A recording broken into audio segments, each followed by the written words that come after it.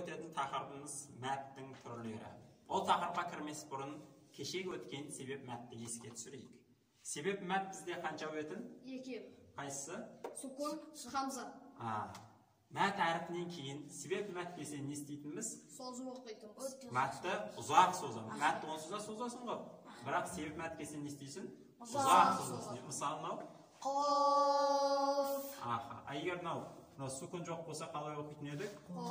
Қо деп аз созамыз. Енді онда сукун келсе не істейміз? Ұзақ созамыз. Қоф деп. Жақсы. Мынаны қалай оқимыз? Ұзақ созамыз, я? Егер де хамза келмесе не болады?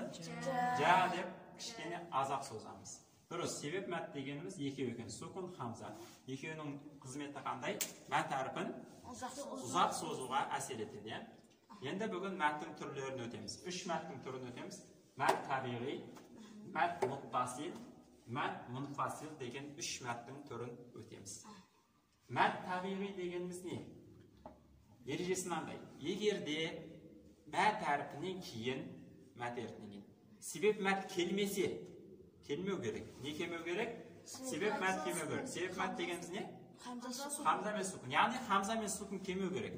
Хамза мен сукун келмесе, оны мәт табиғи деп айтады да, оны қысқа созып оқиды. Бір әліп мөлшерінде созамыз, қысқа созамыз. Мысалы оқимыз. Уәмә деп ұзақ созуға бола ма? Болмайды. Өйткені одан кейін не келіп тұрған жоқ? Сукун хамза келіп тұрған жоқ. Міләна деген мынау не болады? Мәт табиғи деп айтады осылар. Көрді? Өйткені одан кейін не келіп атқан жоқ? Сукун немесе хамза келіп атқан жоқ. Мынаны оқиық. Куну. Мынау не болады бізде? Табиғи мәт. Мәт табиғи. Мынау да не болады? Мәт табиғи. Өйткені одан кейін не келіп атқан жоқ? Хамза сукун жоқ. Хамза сукун екеуін не деп айтады? Себеп мәт деп айтады. Мынаны оқимыз. Наим. Мынау и дегеніміз не болады бізде? Себеп мәт табиғи. Өйткені одан кейін не келіп атқан жоқ? Хамза сукун келіп атқан жоқ. Егер ана жерге хамза келсе, онда басқа әңгіме болады. Жақсы. Болды. Мәт табиғи дегеніміз осы екен. Мәт табиғи дегеніміз одан кейін сукун немесе хамза немесе себеп мәт келмесе, оны мәт табиғи дейміз де бір әлиф мөлшерінде созамыз. Бір әлиф деген сөз қысқа созамыз, кішкене созамыз деген мағынаны білдіреді. Екінші өтетініміз мәт мұттасил. Мәт мұттасил дегеніміз егер де мәт әрпі келсе, мәт әрпінен кейін хамза келсе, мәт әрпінен хамза келсе, және мәт әрпімен хамза екеуі бір сөзде болса, оны мәт мұттасыл деп айтады екен. Оны 4 әліп мөлшерінде созамыз. 4 әліп деген 4 есе созамыз. Мысалы, мынаны оқиық. Дұрыс. Мынау мәт әрпі, я? Вау сукунда алдыдан мақты болса мәт әрпі болады. Мәт әрпінен кейін не кеп тұр? Хамза себеп мәт. Хамза себеп мәт кеп тұр. Сол үшін мынаны қанша созамыз? 4 есе. 4-ге созамыз. Сол сияқты мынаны оқиық. Дұрыс. Бұл жерде мәт әрпі қайсы бізде? Мынау и мәт әрпі, дұрыс па? Яй сукунда алды кәсіра болса мәт әрпі болады. Яйдан кейін не кеп тұр? Хамза себеп мәт хамза кеп. Дұрыс. Сол үшін не істейміз бұны? 4-ге созамыз. Дұрыс. Мынаны? Бұл жерде де не келді бізде? Алиф мәт әрпі келді. Мәт әрпінен не келді? Хамза себеп мәт. Сол үшін мынаны не істедік?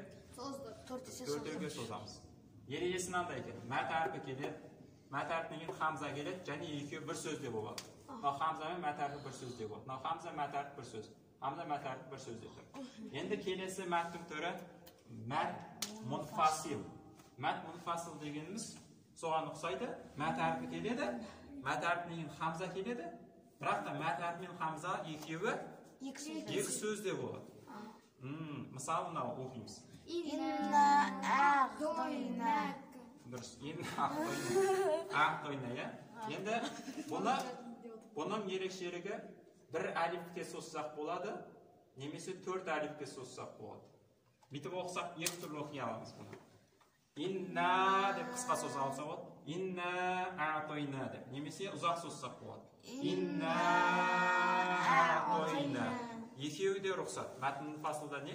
Екеуі де рұқсат. Мысалы, мынаны қалай оқысақ болады? Ла икраха. Мынау мәт әрпі келді. Мәт әрпінен кейін не келді? Хамза себеп мәт келді. Бірақ екеуі неде? Екі сөзде тұр. Сол үшін бұл не болады бізде? Мәт мұфасыл. Соны қанша созамыз? Бір немесе төрт созамыз. Ла икроха десек болады, немесе ла икроха деп ұзақ созсақ болады. Мынау икроха дегендегі мынау қандай мәт? Бұл әлиф. Қандай мәт? Мәт табиғи. Не үшін мәт табиғи? Өйткені ол одан кейін хамза немесе сүкін келіп тұрған жоқ. Маладес. Сынатсың ба? Надан кейін хамза немесе сүкін келіп тұрған жоқ. Келесі, мынаны оқимыз. Тубу илаллахи. Ту дегендегі мынау мәттің қай түрі? Мәт табиғи. Өйткені одан кейін Хамза сүкін тұрған жоқ. Бу деген мынау екінші у мәттің қай түрі? Мәт табиғи болды. Қой, мынау үшін. Хамза тұрған себеп мәт. Жоқ, мәт мұнфасыл. Мәт мұнфасыл. Өйткені одан кейін не кеп тұр? Хамза кеп тұр да, бірақ екеуі екі сөзде. Қанша созамыз мұнаны?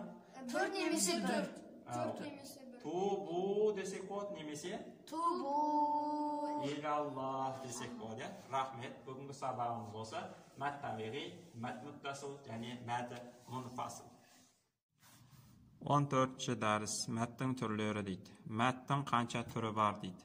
7 түрі бар екен, олар мәт табиғи, мәт мұттасыл, мәт мұнфасыл, ләзим, мәт арид, мәт лин ләзім, мәт лин арид дейді.